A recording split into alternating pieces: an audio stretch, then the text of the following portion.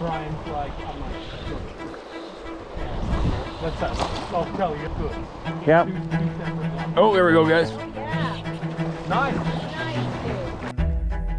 Our friend Marty has opened a new fly shop in the East Kootenays of BC, Canada, in the town of Canal Flats. We went for a visit over 2 days to chat about the new shop, and did a little bull trout fishing and a whole lot of sight fishing, egg-eating cutthroat trout in behind the kokanee spawn. This was a fun couple of days.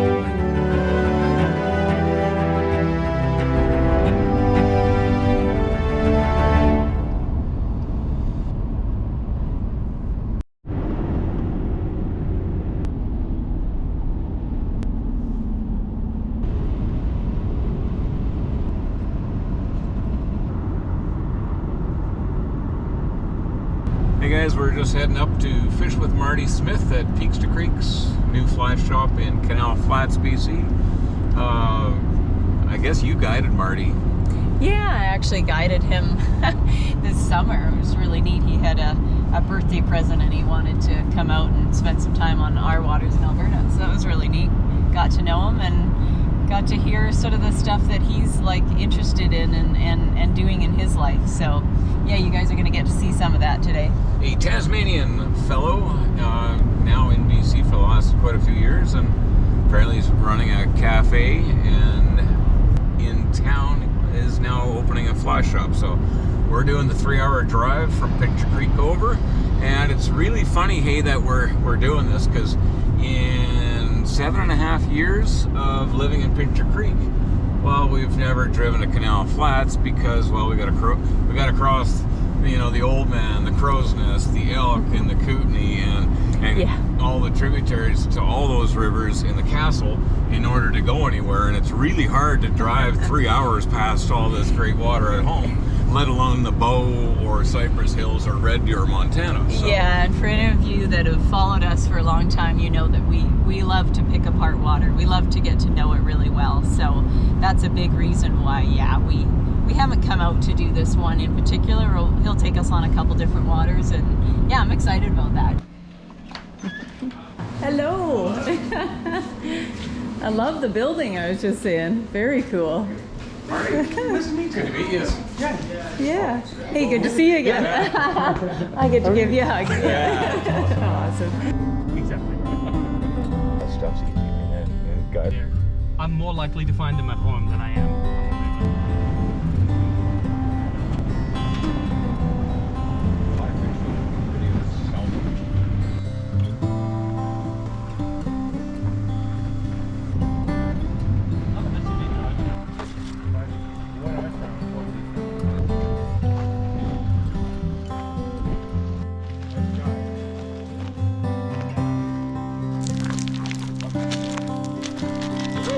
Heck yeah, can we find pennies on it too?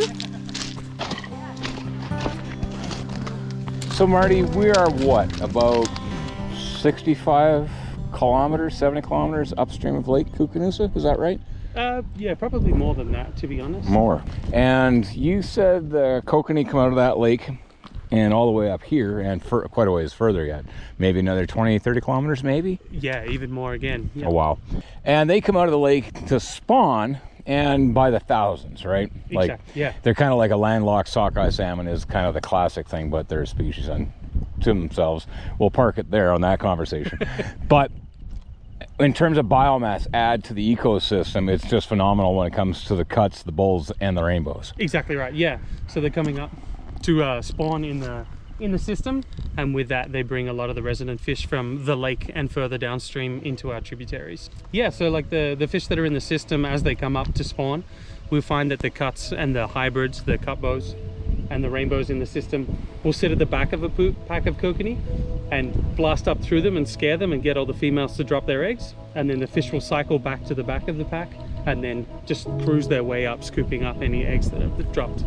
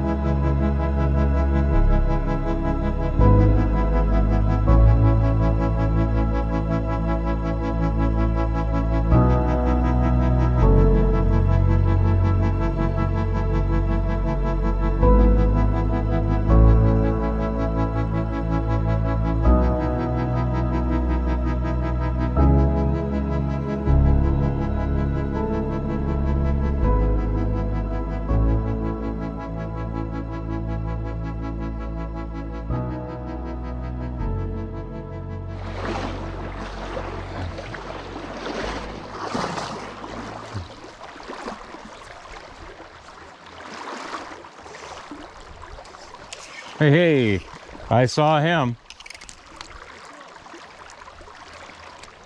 Off he goes. Perfect, man. He actually rose once. Bunch of kokanee back here too. Right there. That looks like a cut. Yeah.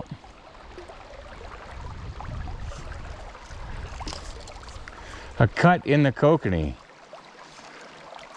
Yep, that's what that is. Gorgeous cut right in the kokanee there. Absolutely shining. He was just right behind the spawning kokanee and just pound him on the head with something big. It's like, yeah, he's gonna eat. So that's cool. Yeah, no, that's wicked. Nice. That's exactly it, isn't it? And love those cuts. No, and that's exactly, as Marty was saying, we just get in here and they're spawning fish, and you heard him talk about, hey, these cuts just scream through the pot of spawning kokanee and force them to drop their eggs and come and eat them. Well, I looked over and I was seeing all the commotion of all these kokanee at my rod tip, and in there was this green, healthy looking cut. It's like, well, he's just in there eating eggs, so why don't we just pop anything in there? And just like a cutthroat, what happens? Well, they come up and, well, eat my dry fly. And he's starting to come right back up his edge. Yeah, he's right close to us. Marty, you have a fly that you can pop on this guy? Yep. Yeah, perfect. He's gonna come in. Just this one, right there. Right here. Just give me 2 seconds, and whenever you're ready. Like right here. Yeah, there he is. Sweet. Okay. Good job. Can I go this way? Yes, I can. Yep. Okay, wicked. Nice, man. Whoa. Oh. Yeah, it's heavy. It's Okay, really and around, Dave, it's your rod that's causing. He's off. Yeah, he's off. Okay. That wasn't a little. You went in the west? No. Oh, yeah, I can slide him on. Yep, that's him. That's neat. Yeah, Sweet, that man. That's the one. Woo! Oh yeah, they are pretty, hey? Look at that. Gorgeous. You want to hold them up there? Yeah. Perfect. Yep. Below the branch, Yeah, over the top of broke it that off. stick. Broken off stick there. I'm probably sitting in the perfect casting spot. He looks like he's in a well Yeah, he is. behind the submerged stick Yes, yeah, that's causing it, right? Yeah, that's what I'm seeing. And there he is. That's awesome. Right? Okay. Yeah, that's really nice. Mind your way here. I'm going to try to back off. Right on. Lovely. Yeah. That's really love neat. that stuff, man. Yeah, that's really cool.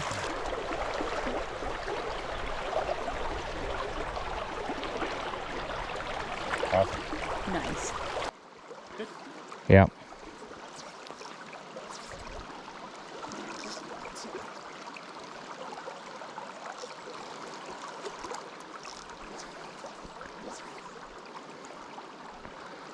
Yep. You Circle back for a look. just And there he is. try not to have fun doing this, right? Jeez. Yeah. Right on. Lovely. Yeah. That's I love that stuff, man. Yeah, so Marty, this is exactly what you were talking about with the cuts coming in right to these little tailouts and these spots after the kokanee, right? Exactly right. Yeah, like as you can see, we're not in. There's definitely some prime water above us, but here they are tucked in right hard against the bank in super shallow water. Yeah, and the lighting, guys, right now what we're experiencing is we've got light coming down directly in there, and it's really neat for sight fishing, as we just did. We could pick off exactly where the cuts were, and they're just weaving in and out, you know, almost chasing those kokanee. That's what they're going after, right? And it's really cool to come in and just go, okay, I want to pick off that one, right? Yeah, exactly. Yeah. Yeah, and I mean that's what we did here too. We started at the back of the pool and saw some fish above us even, and then worked our way from the back to the front and pulled them out one at a time. And they're really mowing on the eggs down below is really what they're doing. Exactly right. But they're still cutthroats, so they're going to eat hoppers or terrestrials, Yeah. which is right up the dry fly game. Yeah, Exactly right. And the benefit too is like we're not disturbing the kokanee at all. We're not standing in their reds. We don't have to be in amongst them. We're just floating a dry fly over the top and getting to see these cuts come up and eat over the top of them. Yeah. And by the looks of it, this bank alone probably has enough to keep 3 simple-minded fly fishers pretty Interested excited for the a next little while. right? Exactly right. Yeah. You need that like spawning gravel. Yeah. Not just the Yes. inside muddy No, bottom. No. You need that. You Yep. need that right kind of substrate for them to sit on. Makes sense. For the kokanee. Find the kokanee, find the fish. Find Which the is- cuts. Yeah. Exactly, yeah. You talk to a lot of other anglers from the area that are just like, oh, when the kokanee move in, the fishing's terrible. Terrible. Ah, They've just moved. No, of They're course. not in Yeah. the regular holding water. But Exactly. Yeah, look at Right? I'm One, seeing two, that. three, Yeah. 4, 5, 6, 7. All done. Amazing. Bing, bing, bing, Yeah, bing, bing, all bing, through bing. here. And then this is a dead kokanee. Yeah, it's funny. The summer insect feeding at cutthroat trout are not this. To your point of what they're eating is eggs, they're not exactly going to be where the eggs aren't. Exactly. Yeah.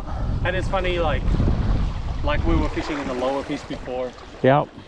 with friend before, and it's like, oh, I'm not sure there's that many fish in here. Yeah. And you switch to an egg pattern nymph, Yep. and you find 9 fish, in yeah. the one that hole you were just fishing in. Yep. They're just either deep enough that they're not looking up, Or you can't see or them. you can't see it. Exactly.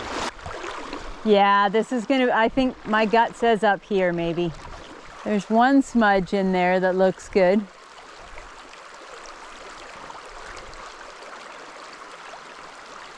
Yeah, so I've come out and again into a tail out here, guys, right in front of me. And there's a cut that's just keeps following all of these kokanee up. I'm not sure if you can see through the GoPro, but again, any of those orangey smudges, well, those are all kokanee. And at the back end here is a cut that just keeps chasing. It looks like a really nice cut, actually. Yeah, I got you. So yeah, this is gonna go down quickly. So I don't want to lead him that much because that'll be on the bottom. That's the only thing. Here we go.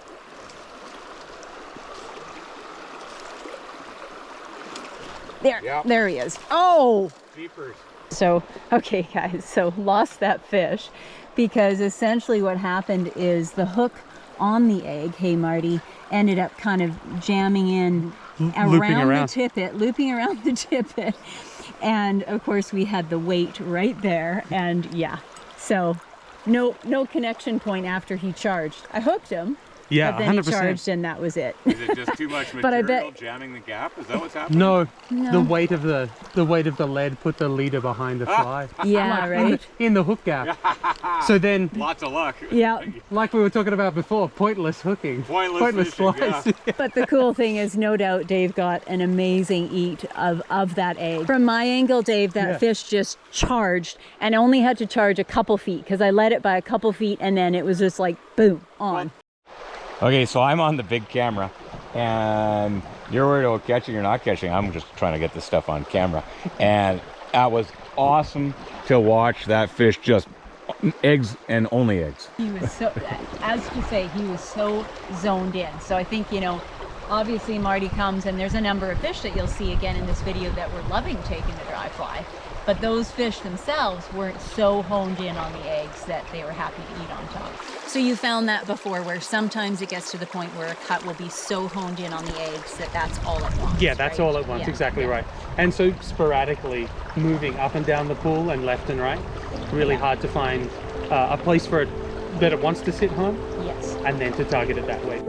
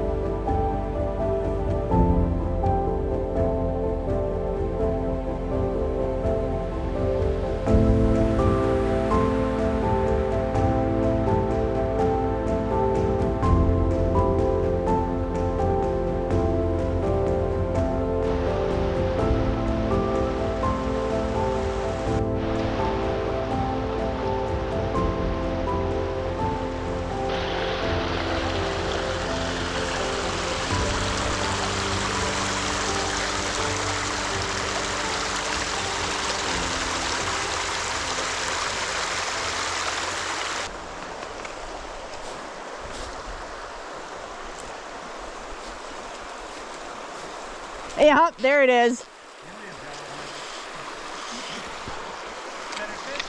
Yeah, it seems nice. I think so. Yeah, right on, man.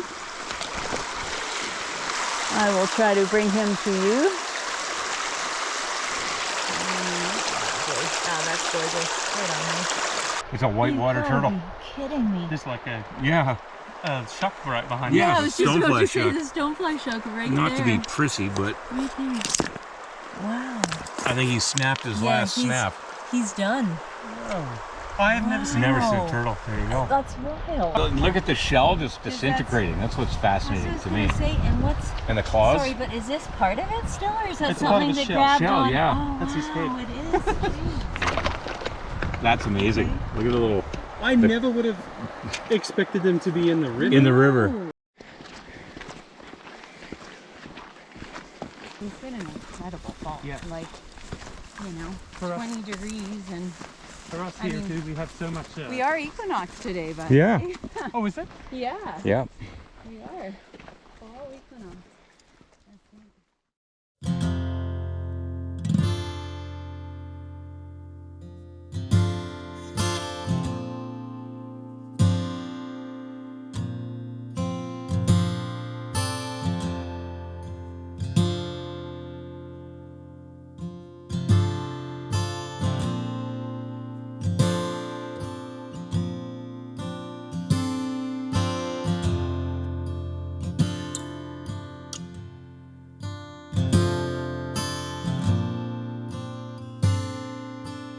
Hey guys, we're out here in Canal Flats, BC, with our friend Marty Smith, who has an interesting story through the years, and you are here on the day after your soft opening, which basically drained your shop of a lot of stuff. Correct. That's yeah. a good problem to have. So how did you get here? Well, long story, I guess. From Tasmania originally, come to Canada on a working holiday visa. Started in the hospitality industry. I've always had a fishing background from Tasmania. I came to this area. I always say that I came for the place, but I stayed for the people. Yeah. That's how I feel here. It never felt like I was away from home. Everybody was so welcoming in a small community like this, and I grew on that. I run the cafe next door to the business here in Canal Flats, and my aim is customer service. My staff and us here, we want to go above and beyond for our clients and be as friendly as possible, and not to make it a place where people feel welcome and not, like shy to come inside because they don't know what we're about and what fishing or fly fishing is about in general. And I know you shared with me, so I actually guided Marty earlier this year out in Alberta. And I know that you shared with me at that time that you had a real bent towards wanting to kind of bring people into the sport of fly fishing and sort of educate them a little bit. And it sounds like you've got sort of a feel for that within this community and drawing people around in the area. Exactly right. Yeah. Yeah. I feel like there's a lot of interest in it, but a hesitance to get into the sport, mainly because, maybe it's too expensive, or where am I going to get the lessons or the education that I need, even though the internet's been a fantastic resource for it. But it's getting the first step and over. And I want to help people, I don't know where I want to, where I want to be in fly fishing. That's a huge industry. Like we have a lot of stillwater fishing here, some great creeks and streams, but to get people a try out and a test of what they might be interested in, and then wherever they feel their passion, we can then aim them in that direction. With the conventional side of things, we're trying to educate people in the fact that we are single hook barbless in most of our streams. So anything that I get in, I try to buy single hook barbless, or we'll do free replacement on any of the conventional tackle. With the guiding, there's a little bit of water around here. Exactly, yeah. Like lots of tributaries to the main Kootenay and to the Columbia River Basin. Like every one of those has fish in it, like above and below structure, like either historically, like holdover fish from before anything was transplanted into the lakes. And then most of the alpine lakes in our area also have been stocked or naturally have fish in them.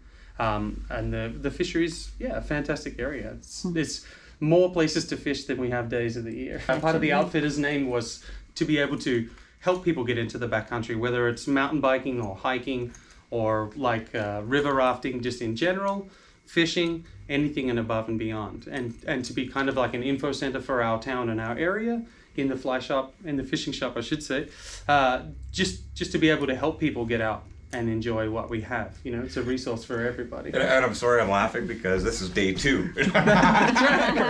Let's come back in 20 years. Yeah. And I suspect the excitement and the passion will still be there. Oh. The perspective might change by then based on what's going to happen in the valley and just how humanity and development happens. Exactly, yeah. Like the growth of town, we're seeing a big changeover in population. It was an aging community, and slowly, like, it's an affordable place to live, and things are turning over, so bringing younger families to town. But I will say that we'll all still be playing Scrabble, and that'll be the word.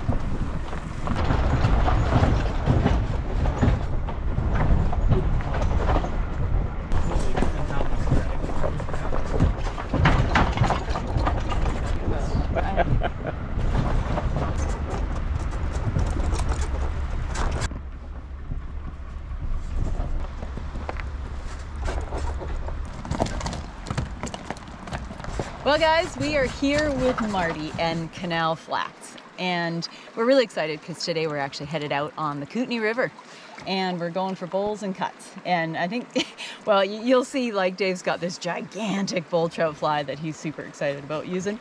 But yeah, so tell us, Marty, kind of your thoughts to the day and kind of how you want to approach it, and Awesome. we'll go from there. Yeah, so like this part of the Kootenay River where we are is quite quick. It's faster water with pockets on the edges, and then we're going to get into some of the bigger bends that have like holding water for the bull trout. So like on the float down, we'll be fishing for cutthroat on like out of the front of the boat and chucking a streamer on the back. And then we pull up into these bull trout areas. We're both going to, well, everybody's going to put a streamer on and fish for these bulls. This time of year they're coming up, they've already come up for their spawn, and they're dropping back out into the main stem.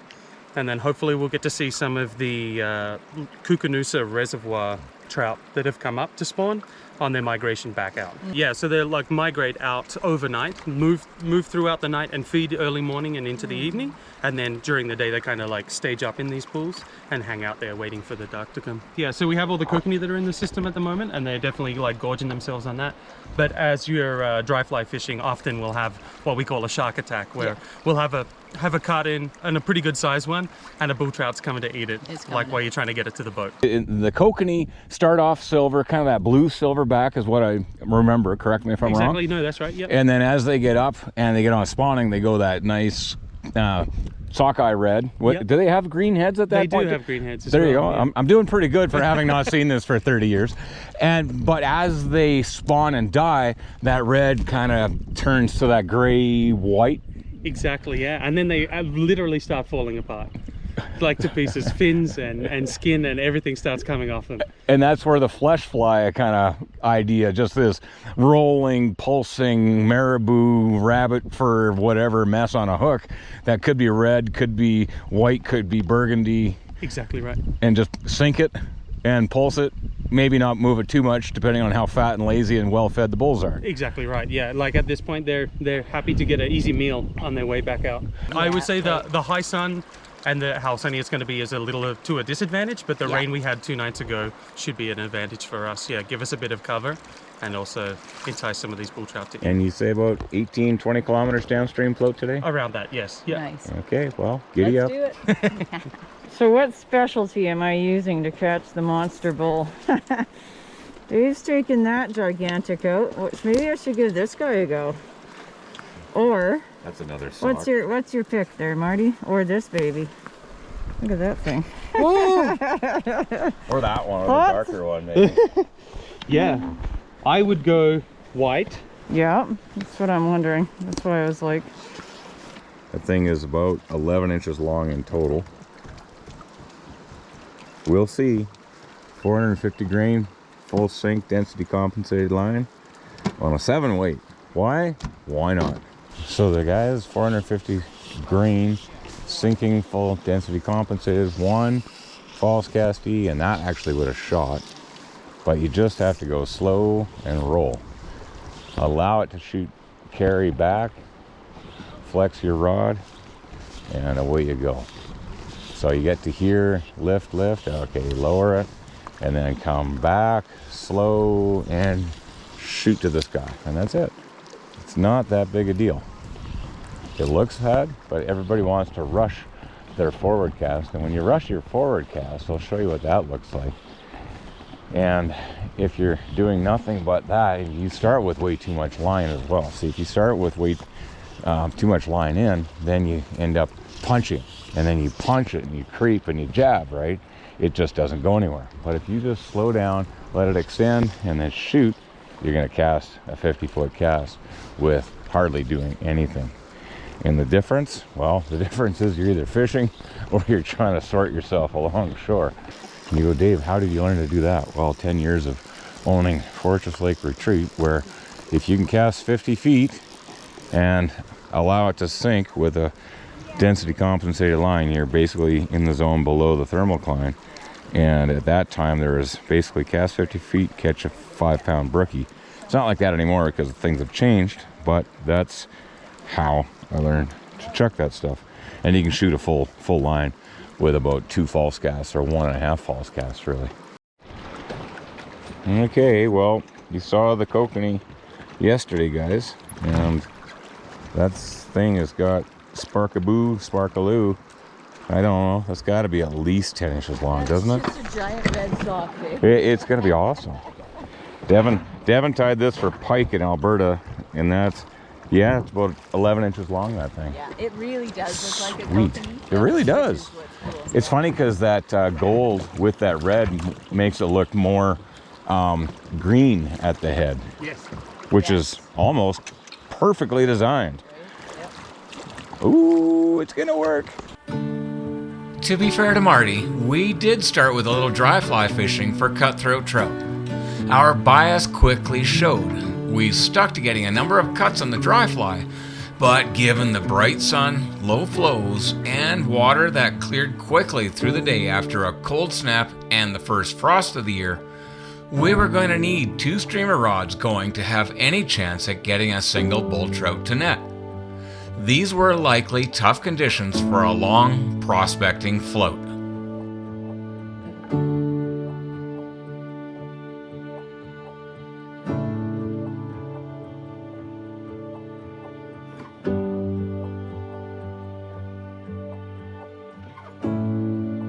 Pop out of it. So I'm reeling this one up? Yeah, it's right. Okay. Put it. Cool. Okay. I'm sure. Yeah. Give that to you, Dave. Is that okay? Oh, I'll hold it for now. Okay, great. Well, it is cold, and it did rain on the Alberta side. When we get a mid-September cold, rainy change, it's like, Puts them down a lot. yeah, it does. Get up and top over, yeah. Oh, he came at it. Oh yeah. Oh, beautiful. Yeah. Just didn't commit, Dave? No, he did not commit, but he was definitely there. And I hope you don't mind. I always love to see this shallow pockety stuff. Yep. Sometimes you get the odd shark that just comes through. It's a bit counterintuitive to fish opposite sides of the boat.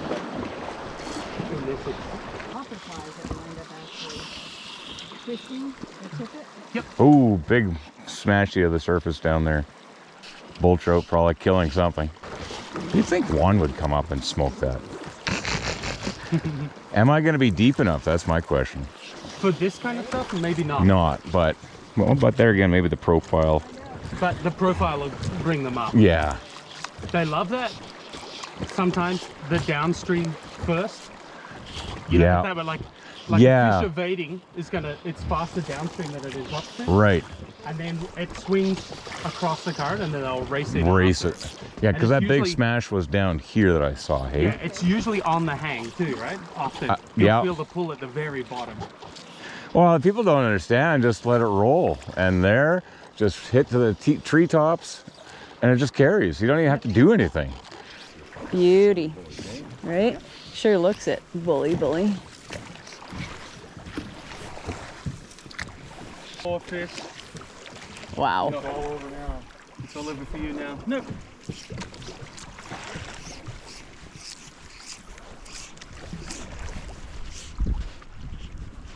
Alright, hang tight for a second. Yeah. Get ready to switch Oh, oh yes, yes, yes, yes, yes. What do you got? I got something. Cutty? Tell you that much. yeah, cutty. Yeah, it's a cutty. There you go. Pound. No, it's not a 10-pounder. Just keep an eye on it though. Yeah. Oh yeah, I know I am. doing. Believe you me, I am. There is no follower. Okay. Yeah. It's funny how high you get up on the with the rowing platform. It just makes the whole dynamic of releasing a fish a little different.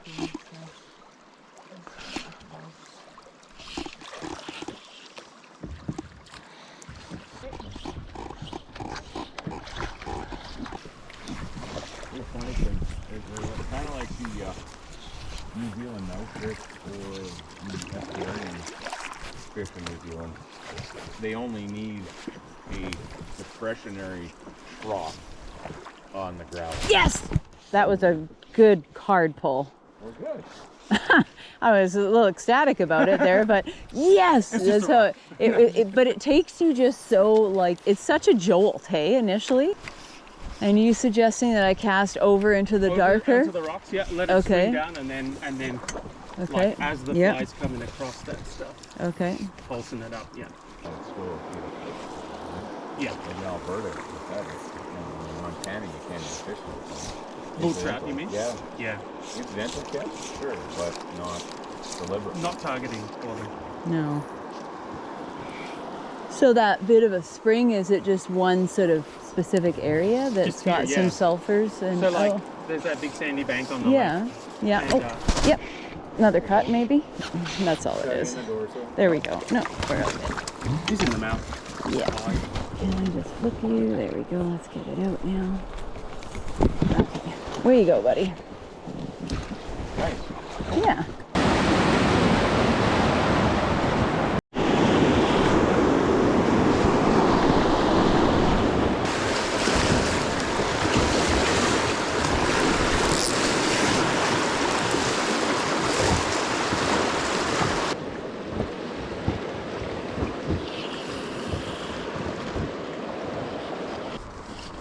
Well, I'd hate to think I have to go a whole bunch deeper, but they are not coming.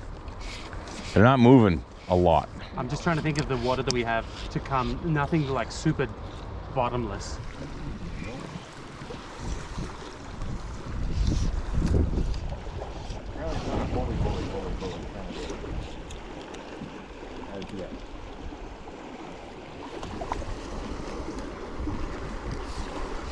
Oh yeah. Something. Probably a cut. Yeah. No, it didn't feel big at all.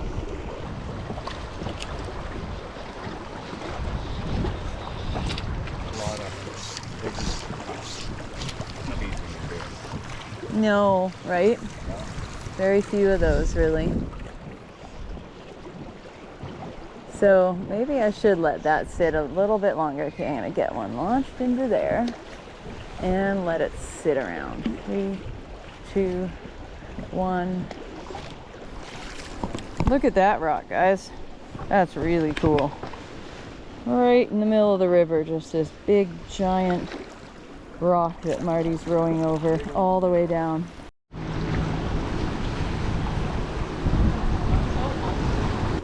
Like secretary or something like that. And she's an Italian lady that shut down all the backcountry for like motorcycle access in Italy. Oh yeah. And it's like, oh cool, yeah, I like the way that's. Oh, there we go. It's a cutty, but that's cool. Actually, it's a nice cut. Nice enough. I think it's up in that realm of what we've caught today. Gorgeous. Hey, You nice. guys see that? Pretty, beautiful, and Should be nice. beauty. Yep.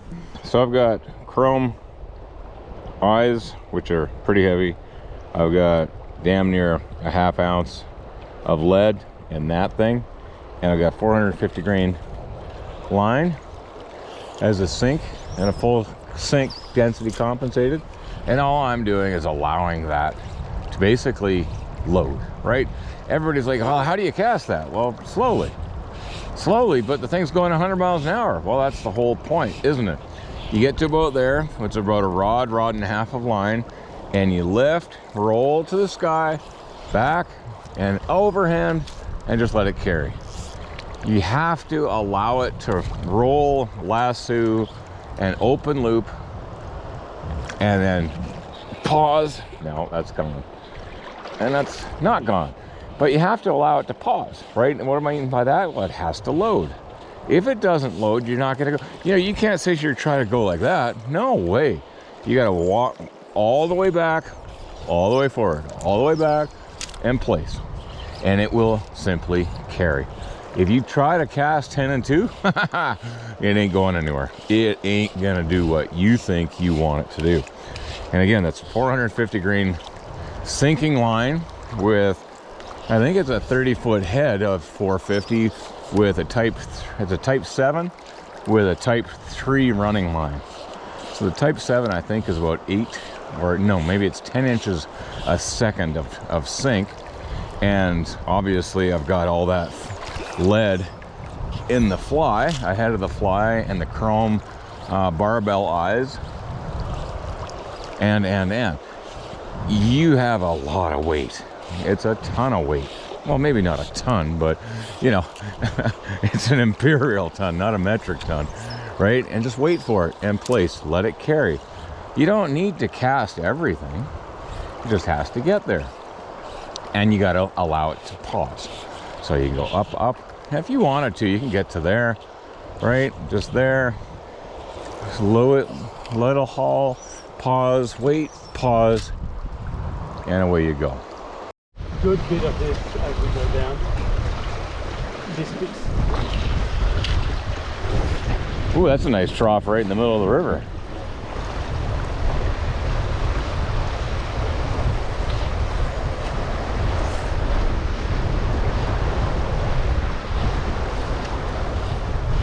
God, they could be anywhere here, man. Cannot do that. Yeah. Yeah. You're giving me this option, and I'm going to tell you. Stick to your principles. Exactly. Yeah, I'm going to tell you within 2 years' time. When like this week we had that agreement. The bank, nobody ever look at me for what I've asked. No. So that's why I'm like, all right, I got to do this, or that's it. I've got to have this shot at it. Yep.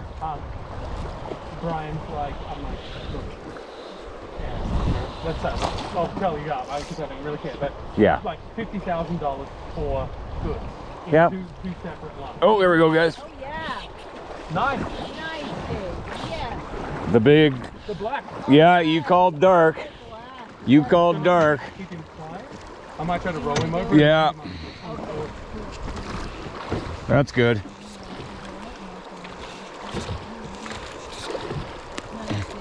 Yep. Down, hop out and get downstream of him. Yeah. And we're on the reel. Marty, Yeah, I'll for him? land it on Wonderful. foot below the boat. Okay, wonderful. Well, I don't know about below the boat.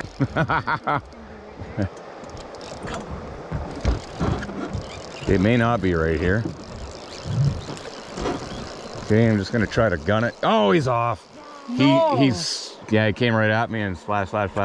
There you go. No, it's a good fish. Okay, guys, well, off she went. Single hook on that fly and barbless, and you know the rod was cranked over, right? The rod was keeled right over, but the fish came down, turned like that, opened its mouth, big white mouth like that, pop right at me. So you can't do much about that. All you can do, well, it's big fish. Good call on the dark thing, man. What was that? The first cast into good water with a dark fly. And you got to see how this thing goes. That's that twisty tail, right? And that big half-ounce split shot on there, in line, and look at that tail.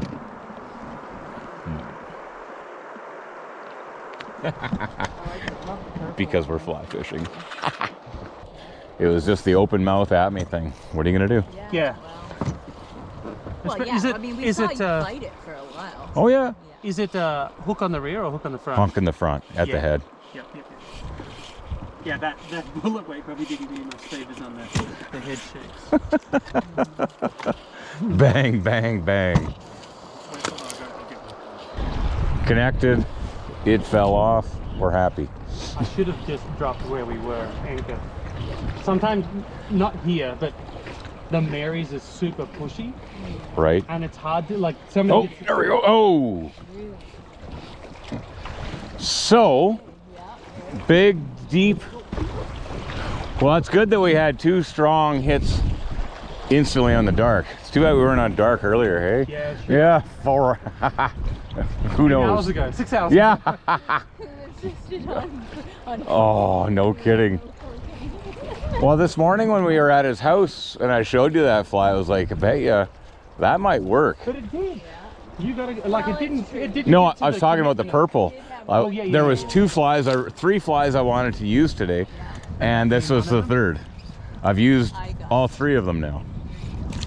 Well, that's exciting. 2 hits.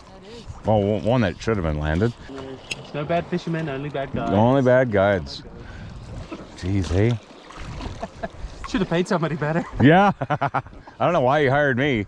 That's always my out. I wouldn't have hired some guy from the internet. It's funny because all 3 fish so far that or 3 or 4 that I've seen or moved, have all been in current, hey? Were you doing swimming aggressive? Well, as aggressive as I can with this thing. You gotta, yeah, especially in the water, like to keep it moving and up. Yeah, that's really all I'm doing. The rock. Yeah, I'm just jigging it off the bottom, really, is what's happening. Yes. Half inch or half ounce, I should say, of lead, you know. But the thing is, if I can see my fly from as far as I'm casting it, Yep. the whole time, it says a lot, right? Like, yeah, it's bright, you know, and I don't think those are as willing to hammer something when it's this bright. Yeah, the glow of bright.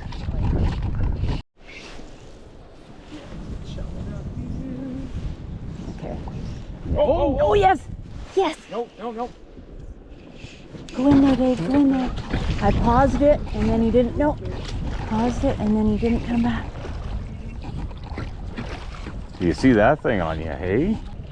It's amazing how he just came up though, hey? Yeah. He ain't there now. Typical bright, for me, I don't know about for you, Marty, but typical bright sunny day bull trout eats. Like they're there, they're interested, but they're also, yeah, I don't know. Yeah, like I'll come and have a look and get right behind you. Yeah. But to actually do it, Yeah. That was a really cool visual for all of us though, hey? glowing. That was awesome. The hardest part is to not speed up because we're excited, right? Yeah. Just to keep doing what we were doing. That got us where we got to be excited. It's like, no, I'm excited. Bang, bang, bang. No. Ooh, look at this tail out bit, see?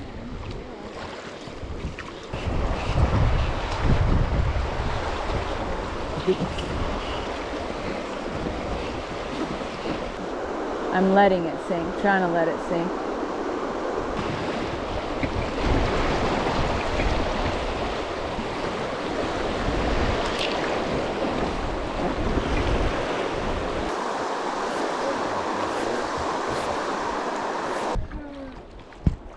It just looked like, 12 inch. No, actually bigger than that, probably like 14, 16. Oh yeah. There's something finally ate that and stuck. And that is about a 12, 14 inch bully. And he's off. There we go. I was trying to hold him in the air, the net was locked. There you go. Oh well. Well, that was your bull trout, guys. We did it. We did it. I count that. It was out of the water for 3 seconds. A piece of this and part of the hoodoo there. Yeah. And then we'll come around this next one and we get some really fantastic.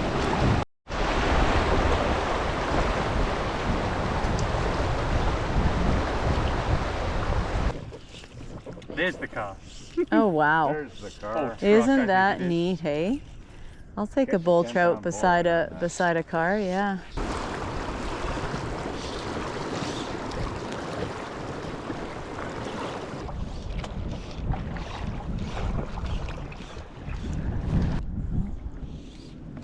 Just angles of light now. But then all the spawning habitat Yeah. they had got filtered up, Yep. and then That's a trough, eh? Yeah. Oh, guys.